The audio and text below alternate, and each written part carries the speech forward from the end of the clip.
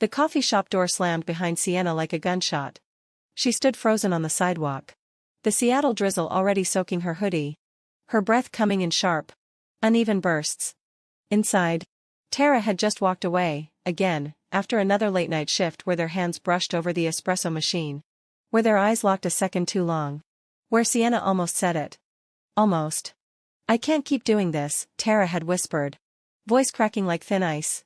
Pretending it's nothing. Sienna's heart had hammered so loud she swore the milk steamer drowned it out. She opened her mouth. Nothing came. Tara's shoulders slumped. Defeat carving lines into her face. And she left without another word. Now the street smelled of wet asphalt and distant salt from the sound. Sienna pressed her palm to her chest as if she could force the words back down. They burned there. Unsaid for 2 years. 2 years of shared playlists at closing time. Of Tara's laugh cutting through the hiss of the machine. Of stolen glances when customers weren't looking. 2 years of Sienna telling herself it was safer this way. Tara was straight. Or at least, that's what Sienna repeated like a prayer. Tara dated guys in college. Tara talked about exes with easy nostalgia. Tara never once hinted. But last night, when Tara's fingers lingered on Sienna's wrist while wiping down the counter, the lie cracked. Sienna walked. Fast. Past the neon signs of Capitol Hill. Past the bar where they'd once split a pitcher after a brutal double shift and Tara had rested her head on Sienna's shoulder for one dizzy second. The memory hit like a slap. She ended up at Cary Park. The city lights smearing below like spilled watercolor. She sank onto a bench. Rain dripping from the brim of her cap. And let the ache swallow her.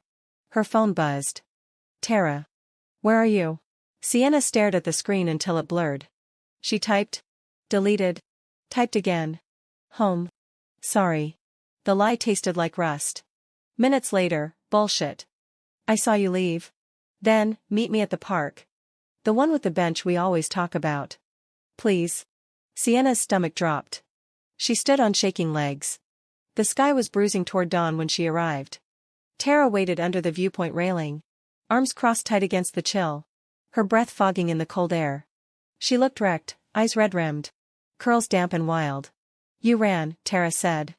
Not accusing. Just fact. Her voice was raw.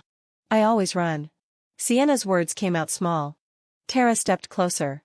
Close enough that Sienna could smell her, coffee grounds. Rain. The faint cedar of her shampoo. Why?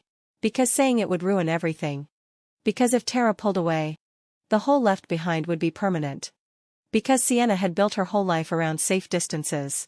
But Tara's eyes searched hers. Desperate. I can't breathe around you anymore. Sienna.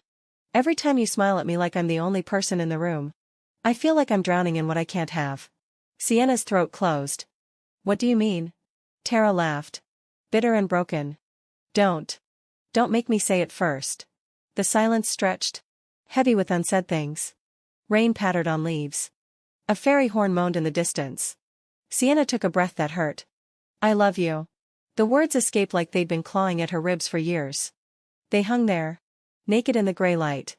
Tara blinked. Once. Twice. Then her face crumpled. Sienna rushed on. Voice trembling. I've loved you since the day you burned your hand on the steamer and cursed so loud the old guy in the corner spilled his latte. I've loved you every time you played that one sad Hosier song after close and stared out the window like the city owed you something. I've loved you when you talked about your mom calling you selfish for moving here. And I wanted to hold you until the hurt stopped. I never said it because I thought you didn't. God. Tara. I thought you were straight. Tara stared. Then she laughed, soft. Disbelieving. Straight? Sienna. I've been out since college. I thought you weren't.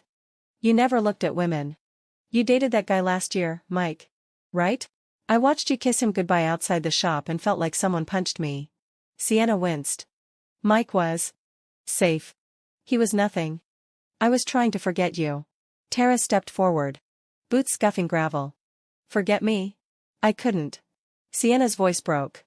Every time I tried, you'd walk in smelling like fresh ink from your sketchbook. Smiling that half smile. And it all came rushing back. Tara reached out. Hesitant. Fingertips brushing Sienna's cheek. The touch was electric. Sienna leaned into it. Eyes closing. I love you too, Tara whispered. I have for so long it feels like breathing. But I kept waiting for a sign. Some proof it wasn't just me imagining things. Sienna opened her eyes. Tara's were shining. Tears mixing with rain. The sign was every time I stayed late just to be near you. Every time I made your coffee exactly right without asking. Every time I touched your arm and didn't pull away. Tara's hand slid to the back of Sienna's neck. Gentle but sure. Then stop waiting. Sienna surged forward. Their lips met, tentative at first. Tasting salt and rain in years of restraint. Then deeper. Hungrier. Like they'd both been starving. Tara's arms wrapped around her. Strong and steady. Sienna clung back. Fingers tangling in wet curls. Pouring everything she'd never said into the kiss. When they broke apart. Foreheads pressed together. Breaths mingling. The sky had lightened to pale gold. I'm scared, Sienna admitted against Tara's mouth. Me too. Tara's thumb traced Sienna's jaw. But I'm more scared of another day without this. They stood there as the city woke below them, cars humming. Ferries cutting water. Life moving on. But for once, Sienna didn't feel like she was running out of time. She pulled back just enough to look at Tara, really look. The woman who'd become her gravity without either of them noticing. Stay, Sienna said. Tara smiled. Small and real. I'm not going anywhere. They walked back down the hill hand in hand. Fingers laced tight. The rain had stopped. Somewhere? A bird called sharp and hopeful against the morning. The words were out. They had shape now, solid. Warm. Terrifying. Beautiful. And for the first time, Sienna didn't want to take them back.